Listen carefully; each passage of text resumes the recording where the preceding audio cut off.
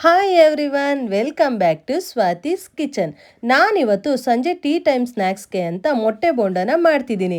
ಯಾರಿಗಿಷ್ಟ ಇಲ್ಲ ಹೇಳಿ ಮೊಟ್ಟೆ ಬೋಂಡ? ದೊಡ್ಡೋರಿಂದ ಚಿಕ್ಕವರವರೆಗೂ ಮೊಟ್ಟೆ ಅಂದ್ರೇ ಎಲ್ಲರೂ ಫೇವ್ರೆಟ್. ಅದರಲ್ಲಿ ಬೇರೆ ಟೀ ಟೈಮ್ಗೆ ಅಂತ ಈ ಥರ ಬೋಂಡ ಮಾಡಿಕೊಟ್ರೆ ಯಾರಿಗಿಷ್ಟ ಆಗಲ್ಲ ಹೇಳಿ?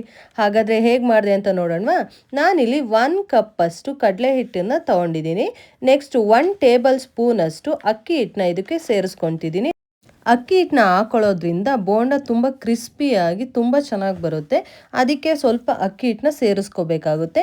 ಈಗ ನಾನು ನೆಕ್ಸ್ಟ್ ಇಲ್ಲಿ 1 ಟೀ ಸ್ಪೂನಷ್ಟು ಅಚ್ಕಾರದ ಪುಡಿನ ಹಾಕ್ಕೊಂಡಿದ್ದೀನಿ. ನೋಡಿ, ಇಲ್ಲಿ ಮೊಟ್ಟೆ ಒಂದು 8 ನಿಮಿಷ ಆಗೋಷ್ಟು ಬೇಯಿಸ್ಕೊಂಡ್ರೆ ಆಯಿತು. ಮೊಟ್ಟೆನ ಸೈಡಲ್ಲಿ ಇಟ್ಕೊಂಡಿದ್ದೀನಿ. ಈಗ 1 ಟೀ ಸ್ಪೂನಷ್ಟು ಅರಿಶಿನ ಪುಡಿನ ಇದಕ್ಕೆ ಸೇರಿಸ್ಕೊಳ್ತಿದ್ದೀನಿ ಕಲರ್ಗೋಸ್ಕರ. ನೆಕ್ಸ್ಟು 1 ಟೀ ಸ್ಪೂನಷ್ಟು ಜೀರಿಗೆ ಪೌಡರ್ನ ಹಾಕ್ಕೊಳ್ತಿದ್ದೀನಿ. ನಿಮ್ಮ ಹತ್ರ ಪೌಡರ್ ಇಲ್ಲ ಅಂದರೆ ನೀವು ಬೇಕಾದ್ರೆ ಜೀರಿಗೆ ಕೂಡ ಇಲ್ಲಿ ಯೂಸ್ ಮಾಡ್ಕೊಳ್ಬೋದು. ನೆಕ್ಸ್ಟ್ ಈಗ ಒಂದು ಹಾಫ್ ಟೀ ಸ್ಪೂನಷ್ಟು ಗರಂ ಮಸಾಲ ಕೂಡ ನಾನಿಲ್ಲಿ ಆ್ಯಡ್ ಮಾಡ್ಕೊಳ್ತಿದ್ದೀನಿ. ಮೊಟ್ಟೆ ಬೋಂಡಕ್ಕೆ ಗರಂ ಮಸಾಲ ಹಾಕೋದ್ರಿಂದ ಟೇಸ್ಟ್ ತುಂಬ ಚೆನ್ನಾಗಿ ಬರುತ್ತೆ. ಇದು ಪ್ಯೂರ್ಲಿ ಆಪ್ಷನಲ್ ಆಗಿರುತ್ತೆ. ಗರಂ ಮಸಾಲಾನ ಮೊಟ್ಟೆ ಬೋಂಡಕ್ಕೆ ಹಾಕೋದ್ರಿಂದ ಟೇಸ್ಟ್ ಅಂತೂ ತುಂಬ ಚೆನ್ನಾಗಿರುತ್ತೆ. ನೀವು ಯಾವತ್ತೂ ಹಾಕಿ ಮಾಡಿಲ್ಲ ಅಂದರೆ ಒಂದ್ಸಲ ಟ್ರೈ ಮಾಡಿ, ಟೇಸ್ಟ್ ಅಂತೂ ತುಂಬ ಚೆನ್ನಾಗಿ ಬರುತ್ತೆ. ನೆಕ್ಸ್ಟ್ ರುಚಿಗೆ ತಕ್ಕಷ್ಟು ಉಪ್ಪನ್ನ ಹಾಕ್ಬಿಟ್ಟು ಒಂದು ಸ್ವಲ್ಪ ಸೋಡಾ ಹಾಕ್ಕೊಳ್ತಿದ್ದೀನಿ. 1 ಟೀ ಸ್ಪೂನಷ್ಟು ಹಾಕ್ಕೊಂಡಿದ್ದೀನಿ ನಾನಿಲ್ಲಿ. ನೋಡಿ, ಒಂದು ಸ್ವಲ್ಪ ಅಜ್ವಾನನ ಈ ಥರ ಕೈಯಲ್ಲಿ ಹಾಕ್ಕೊಂಡು ನೀಟಾಗಿ ಕ್ರಷ್ ಮಾಡಿ ಹಾಕೋಬೇಕು. ಆವಾಗ ಫ್ಲೇವರ್ ಚೆನ್ನಾಗಿ ಬಿಟ್ಕೊಳ್ಳುತ್ತೆ, ಅದಕ್ಕಷ್ಟೇ. ಈಗ 1 ಟೇಬಲ್ ಸ್ಪೂನಷ್ಟು ಎಣ್ಣೆನ ಒಂದು ಸ್ವಲ್ಪ ಬಿಸಿ ಮಾಡಿ ಇಲ್ಲಿ ಹಾಕ್ಕೊಳ್ತಿದ್ದೀನಿ. ಈಗ 1 ಸ್ಪೂನ್ ಸಹಾಯದಿಂದ ನೀಟಾಗಿ ಈ ಥರ ಮಿಕ್ಸ್ ಮಾಡ್ಕೋಬೇಕಾಗುತ್ತೆ. ಬಿಸಿ ಇರುತ್ತಲ್ವ, ಅದಕ್ಕೆ 1 ಸ್ಪೂನ್ ಸಹಾಯದಿಂದ ಮಿಕ್ಸ್ ಮಾಡ್ಕೋಬೇಕು. ಈಗ ಇದೊಂದು ಸ್ವಲ್ಪ ತಣ್ಣಗಾಗಿದ ತಕ್ಷಣ ಈ ಥರ ಕೈಯಲ್ಲಿ ನೀರು ಹಾಕೊಂಡು ಕನ್ಸಿಸ್ಟೆನ್ಸಿ ನೋಡಿಕೊಂಡು ನೀರನ್ನ ಸ್ವಲ್ಪ ಹಾಕ್ಕೊಂಡೇ ಮಿಕ್ಸ್ ಮಾಡ್ಕೊಳ್ಳಿ. ಒಂದೇ ಸಲ ಜಾಸ್ತಿ ಹಾಕೊಳ್ಳೋಕೆ ಹೋಗಬೇಡಿ, ಆಮೇಲೆ ಹಿಟ್ಟು ತೆಳ್ಳಗಾದರೆ ಬೋಂಡ ಬರಲ್ಲ. ನೀವು ನೋಡ್ತಿರ್ಬೋದು, ಇಲ್ಲಿ ನೀರು ಸ್ವಲ್ಪ ಹಾಕ್ಕೊಂಡಷ್ಟೇ ನೀಟಾಗಿ ಮಿಕ್ಸ್ ಮಾಡ್ಕೊಳ್ತಾ ಹೋಗಿ. ನಿಮಗೆ ಕನ್ಸಿಸ್ಟೆನ್ಸಿ ಗೊತ್ತಾಗುತ್ತೆ. ದೋಸೆ ಬ್ಯಾಟರ್ ಕನ್ಸಿಸ್ಟೆನ್ಸಿ ಬರೋವರೆಗೂ ಈ ಥರ ನೀಟಾಗಿ ಕೈಯಲ್ಲೇ ನೀವು ಕಲಿಸ್ಕೋಬೋದು. ನಿಮ್ಮ ಹತ್ರ ವಿಸ್ಕ್ ಇದ್ದರೆ ಅದ್ರ ಸಹಾಯದಿಂದನೂ ನೀವು ಕಲಿಸ್ಕೋಬೋದು. ಅದು ನಿಮಗೆ ಈಸಿನೂ ಆಗುತ್ತೆ. ನೋಡಿ, ನಾನು ಈ ಕಡೆ ಮೊಟ್ಟೆ ಎಲ್ಲ ಕಟ್ ಮಾಡ್ಕೊಳ್ತಿದ್ದೀನಿ. ಮೊಟ್ಟೆ ಬೋಂಡ ಹಾಗೆ ಹಾಕೋದ್ರಿಂದ ಸಿಡಿಯುತ್ತೆ, ಎಣ್ಣೆ ಎಲ್ಲ ಹಾರುತ್ತೆ, ಮನೆಯೆಲ್ಲ ಆಗ್ಬೋದು.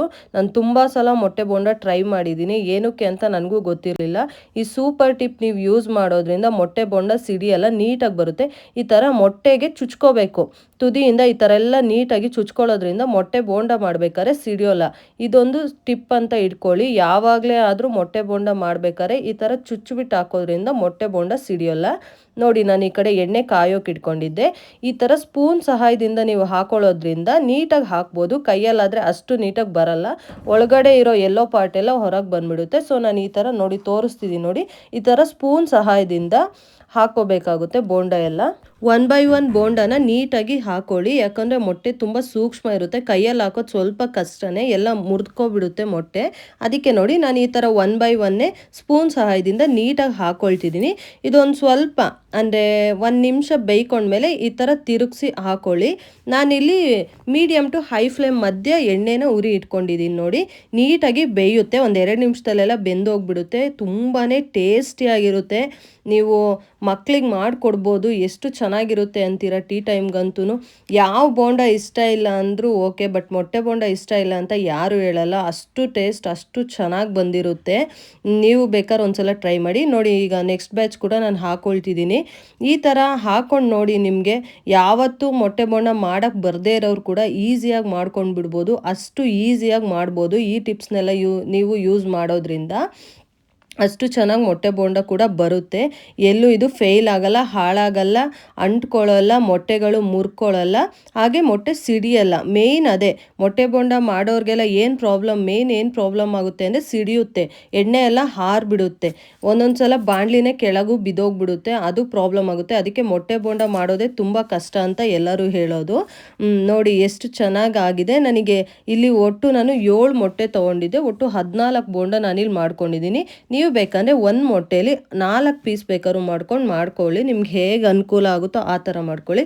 ನೋಡಿ, ನಾನಿಲ್ಲಿ ಈ ಥರ ಒಂದೊಂದು ಬೋಂಡನ್ನು ತಗೊಂಡು ಈ ಥರ ಮಧ್ಯಕ್ಕೆ ಪೀಸ್ ಮಾಡಿಕೊಂಡು ಸಣ್ಣಕ್ಕೆ ಹೆಚ್ಚಿರೋ ಈರುಳ್ಳಿ, ಒಂದು ಸ್ವಲ್ಪ ಕ್ಯಾರೆಟ್ ತುರಿ, ಆಮೇಲೆ ಒಂದು ಸ್ವಲ್ಪ ಕೊತ್ತಂಬರಿ ಸೊಪ್ಪನ್ನ ಮಿಕ್ಸ್ ಮಾಡಿಕೊಂಡು ಅದಕ್ಕೊಂದು ಸ್ವಲ್ಪ ಉಪ್ಪು ಮತ್ತು ಖಾರ ಮಿಕ್ಸ್ ಮಾಡಿಕೊಂಡು ಈ ಥರ ಬೋಂಡಗಳ ಮಧ್ಯೆ ನೀವು ಹಾಕ್ಕೊಂಡು ತಿಂತಿದ್ರೆ ಟೇಸ್ಟ್ ಅಂತೂ ತುಂಬಾ ಚೆನ್ನಾಗಿ ಬರುತ್ತೆ.